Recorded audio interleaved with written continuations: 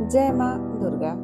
आखिर क्यों हम अपनों से धोखा खाकर भी उन्हीं को याद करते हैं? मन अशांत है या अपनों ने धोखा दिया है?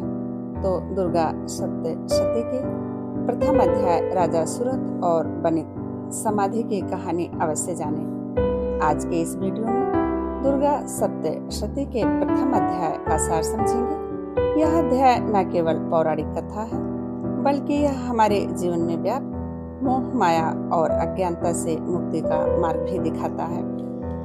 दुर्गा सप्तशती का पहला अध्याय महाकाली तमोगुण की अधिष्ठात्री महाकाली को समर्पित है। इसमें भगवान विष्णु द्वारा मधु और कैटभ के वध की अलौकिक कथा का वर्णन है।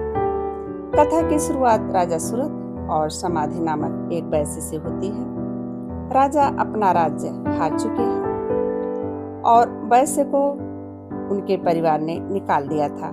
दोनों ही दुखी थे, फिर भी अपने अपनों के प्रति मोह नहीं त्याग पा रहे थे। जब वह ऋषि मेधा के आश्रम में पहुंचे और अपनी इस मानसिक स्थिति का कारण पूछा, तब ऋषि ने उन्हें बताया कि यह सब महामाया का प्रभाव है। ऋषि ने समझाया कि ज्ञानी से ज्ञानी लोगों को भी मोह के भंवर में डालने वाली और इस संसार को रचने वाली वही भगवती देवी महामाया है।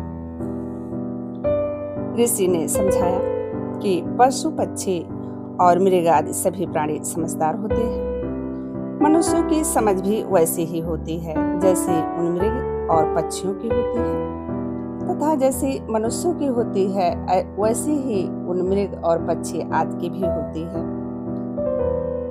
यह तथा अन्य बातें भी प्रायः दोनों में समान ही है। समझ होने पर भी इन पक्षियों को तो देखो, ये स्वयं भूख से पीड़ित होते हुए भी मोहबस बच्चों की चोंच में कितने चाव से अन्न के दाने डाल रहे हैं। नर श्रेष्ठ, क्या तुम नहीं देखते कि ये मनुष्य समझदार होते हुए भी लोभवश अपने किए हुए उपकार का बदला पाने के लिए पुत्रों की अभिलाषा करते हैं।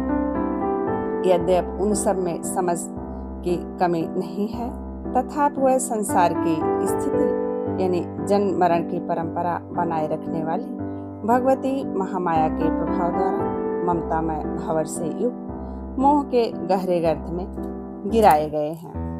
ऋषि मेधा कथा सुनाते हैं कि जब कल्प के अंत में पूरी पृथ्वी जलमग्न थी, तब भगवान विष्णु योग निद्रा में लीन थे।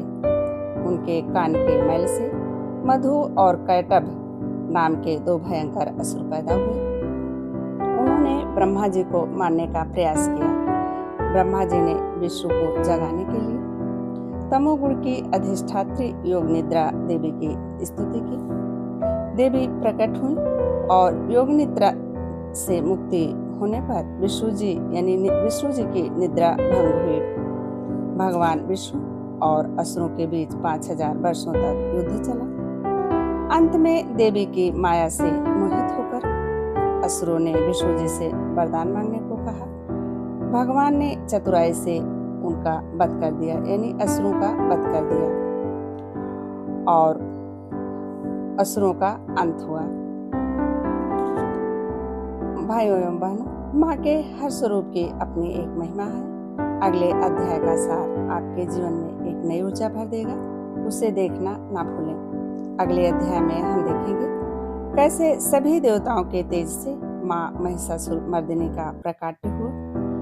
उस अलौकिक दृश्य और युद्ध के सार को समझने के लिए इस यात्रा में मेरे साथ जुड़े रहने के लिए इस चैनल को सब्सक्राइब करना ना भूलें। जय माता दी। हाँ, कमेंट्स में जय माँ दुर्गा अवश्य